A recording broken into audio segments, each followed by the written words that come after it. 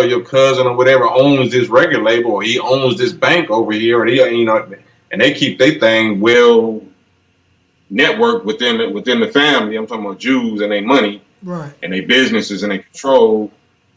So they gonna automatically give him a job. Like they gonna automatically put him in a position of influence or power, and give him a pen and a checkbook, and you can sign this. You know what our agenda is, Leor. You know these little black children, what we trying to make them look like.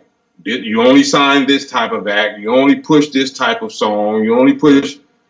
So they know, like, I seen lying on one of them little interviews. I don't know if it's the Breakfast Club or something, talking about him and Dame Dash talking about these black little children are drug addicts, are they doing drugs, and you talking about they losers, but you still got to feed your family. So if you really that moral, you wouldn't sign them in the first place. You say, man, you got to go to rehab. I'm not messing with you. I'm not signing you. I don't care how hot you're supposed to be. I'm not messing with you because I'm Jewish. I'm supposed to be Jewish, and I'm supposed to be pushing righteousness and the laws of God and the Torah or whatever. So I can't even sign you because I know you're a drug addict. I can't even sign you because I know you're talking about pushing drugs and killing people and raping and misogynistic lyrics. But it's just the opposite.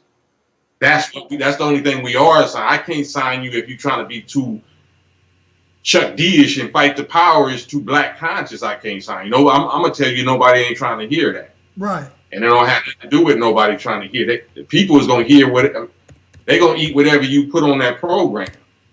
Right, I used to grow up, watching before it was cable, watching Friday night videos on channel like MTV before they went cable. Friday night videos on channel 4 at night, and all I watched was rock and roll, like U2 or UB40 and all these rock and roll, because it wasn't no choice. Right. It wasn't like, no, I ain't gonna watch that because people ain't trying to hear that. No, I learned all of them white rock and roll groups and them songs because that's all they was playing on the radio. So I just made myself appreciate it. Okay, right. That's how you program. It ain't got nothing to do with people don't want to hear that. No, you don't want people to hear that. Y'all say don't want people to hear that. Oh, that's a good point. And I remember in the interview, Professor Griff was saying how he was putting pressure on Leor Cohen. You know what I mean? And they even got into a debate, and Professor Griff was basically hitting him across the head with the teachings of the Most Honorable Elijah Muhammad, exposing, his hand. And somehow Professor Griff said that he got Public Enemy to part ways behind that. You know what I mean? But I ain't heard nothing from Griff after that. Right. Because Griff, he was always pushing the envelope. He was pushing the line in that whole group, So, and that's scary. That's too threatening to their agenda, to white supremacy, white male supremacy. That's too threatening. Yes, sir. Yes, sir. On to my next question. What do you think of, excuse me, I did that one. How do these culture vultures assist in these new young rappers like 6ix9ine in pushing the negativity? And what are the pros and cons of social media as far as, to my question that I asked you? How does, the culture vultures and social media, assist the youth in pushing a negative image in the culture? Yeah, I just what we talked about earlier, just about a bag, right, about a check. I never, I got my ears to the street.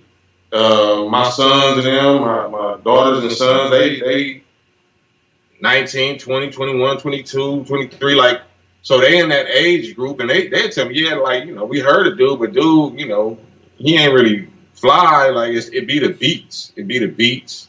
But all of this music is like sandbox, nursery rhyme,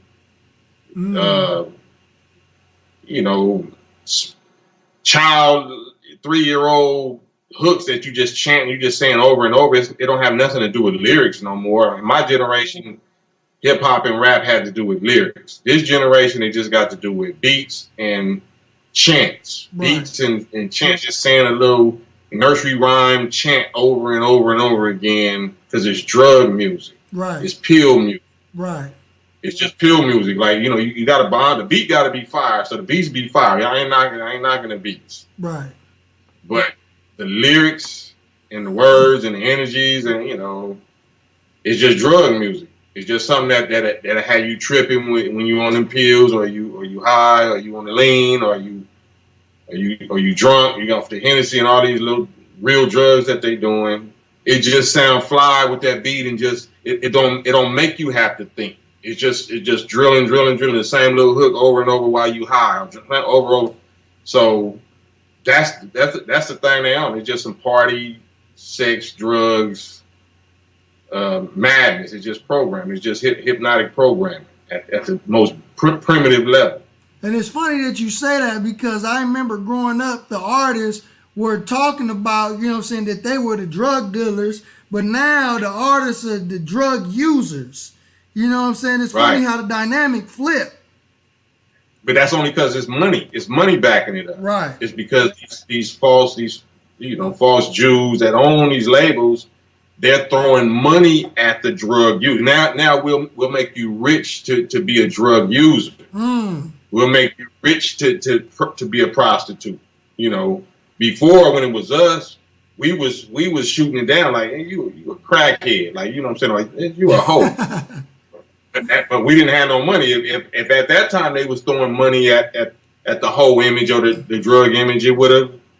You know, they would have been doing this a long time ago, but now they finally like, okay, the blacks is getting too conscious, and they putting conscious pressure on each other, and they raising the standards of morality and all of that. Only thing that supersedes that with hungry Negroes is if you get money. Money will break all of that up. Right. Money will break up the struggle. Everybody was, you know, black power until white people came in there and offered them some jobs. Yeah, offer you some money. Okay, well, I ain't really pushing the black power thing. I'm not really mad no more. Right. You know, we equal. Barack Obama is the president. You know, we reached the promised land. It's not racism no more, because they throwing money at the, you know, they throwing a bag at me now. So that's how they do it. That's how they do it. They make it legal. They make it seem like it's okay and legal. Just like weed now. They was locking us up for the last 50 years or however many years. Now weed is legal. You know what I'm saying? Right. So it's about whatever they want to say is legal, and whatever they want to put money behind. Right. Then we're gonna do it like it's okay.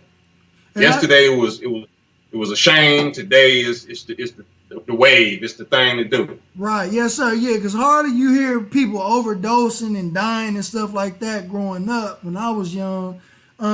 But I do say that there are pros as far as, you know, this generation of music, because a lot of youth, it seems like a lot of youth in this generation are not signing these deals anymore. You know what I'm saying? A lot of them are going indie. They're using social media to push their brands. And then, you know, they got the 360 deals and stuff like that. So can you give us some insight on the 360?